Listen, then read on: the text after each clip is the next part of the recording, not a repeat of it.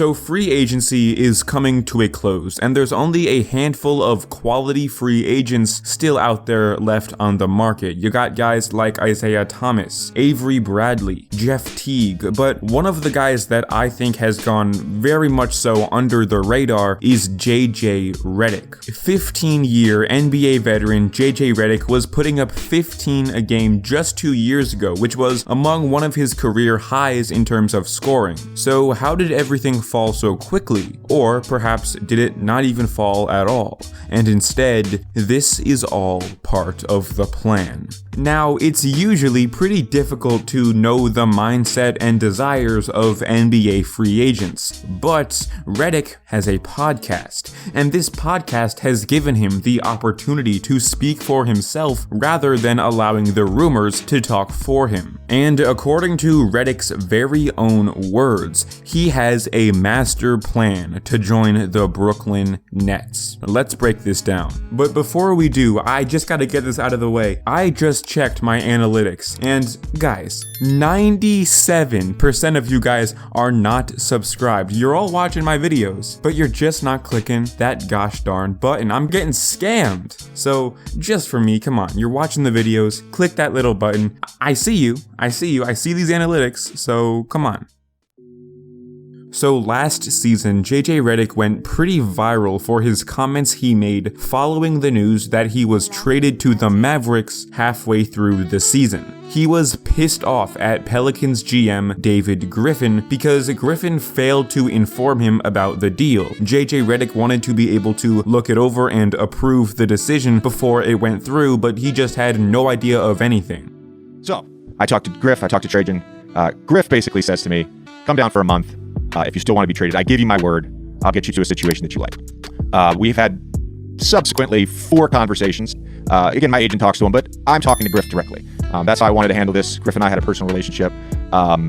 And obviously, he did not honor his word. And again, that is not a slight on Dallas at all. Now, some of you might be wondering, why in the world would he do this? Dallas was a pretty good team with a strong future. Why give up on this opportunity? And also, what makes you believe that you have the power to approve of where you get traded? You're just another player. But the main reason that Redick was pissed off wasn't that the Mavericks suck. He knows they're a good team. It was instead because he wanted to stay close to home. This is something that he has prioritized his whole career. You see, Redick owns a home in Brooklyn, and he has wanted to go to the Nets in the past. This is why he was so mad at Griffin. He wanted a trade to Brooklyn. Redick's anger at Griffin set a precedent that he wanted 100% control over his future. In any other year, I'd be thrilled to get traded to the Dallas Mavericks. It's one of the premier organizations. I think Rick is one of the best coaches. And as we just discussed, the opportunity to play with a guy like Luka and Kristaps, and we went down the line, all their guys, they got a great team. So it was just a little jarring. Tommy, you know this, and this is not public, but back in November, I made a trade request. And it wasn't my agent making the request, it was me. I had multiple, very transparent conversations with Trajan Langdon and David Griffin. My understanding, basically from February on, once I was not traded at the aggregate deadline on February 2nd, my understanding all along was that I was going to get a buyout. And if I was going to be traded, it was going to be to a team in the Northeast where I was closer to home and I'd be able to see my family for the last 2 or 3 months of the season. Obviously, that didn't happen. Geographically speaking, of course, Dallas is further away from New York than New Orleans. In 2017, he even made a short film about how difficult it was to make a free agency decision and move away from his family. Never before had NBA fans ever received such an in-depth glance into the world of a player switching teams. There's a sentiment amongst certain casual sports fans that professional athletes are sort of robotic. I would like to show the human side of how athletes make decisions. It came down to living in Brooklyn or Philly or Miami. Rate them 1, 2, 3. 1 Brooklyn, 2 Brooklyn, 3 Brooklyn.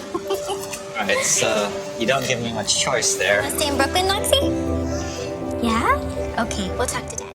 In this film, Redick goes on to talk about how his wife wanted him to join the Nets, but the team had very little future, and Redick, who was back then and is still now ringless, was trying to get that first chip, and that is why he chose Philly. But now, this Brooklyn Nets team isn't just the future, it's the present, and he wants to join them. On one podcast episode, he even spilled the beans on his entire master plan to join the Brooklyn Nets this season. In this episode, he talks about how in this free agency, he's going to take his time. He says that he will not be going to training camp with any team to start off the season, and that is his own decision.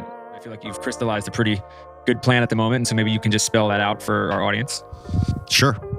Just taking my time. I feel no rush to make any sort of decision on next season. And I felt that way when the season ended, and I feel that way now. My focus right now is just hanging with my family and enjoying the off season.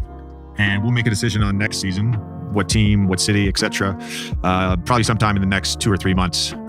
But you know, I would say pretty much definitively, like I won't be in a training camp to start the season. That's not going to happen. So you know, I'll join a team at some point this season and finish the year and try to go get a chip.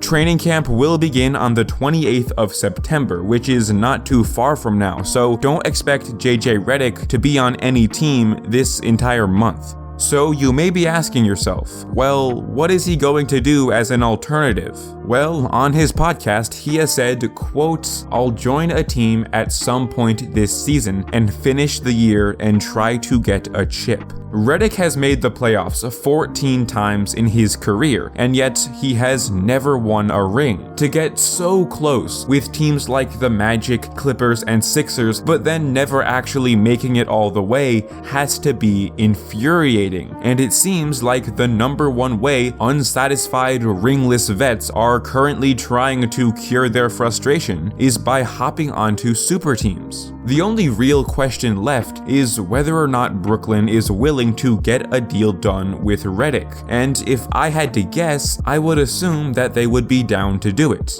He's obviously not going to play much, but Brooklyn could use him as a spark plug bench shooter that plays 5 minutes a game and hits a couple important shots in the playoffs. Every great playoff run comes with that one random ass guy who has one random ass great game in like the finals or the conference finals or something. Why not let JJ Redick be that random ass dude? What's the harm? If worse comes to worse, you let him ride the bench and win an easy ring. Or hell, even waive him if you really have to. It's not gonna be a massive loss to Brooklyn anyways. So that's JJ Redick's master plan to join the Nets. He's gonna wait it out, not sign with any team, and chill in Brooklyn with his family until the Nets are eventually ready to whip out a contract. What are your thoughts on this plan? Would you want to see JJ Redick with Brooklyn? What about the Knicks? Obviously they are not contenders, but nevertheless, could you see them picking up Redick because of their location? As a Knicks fan, I would love to have JJ Redick on our team. This team needs shooting bad. Let me know all your thoughts in the comment section down below. Of course, do be sure to subscribe. I already showed you guys all the analytics. 97%, guys. 97%. Come on, you're killing me. And with that, as always, stay safe out there.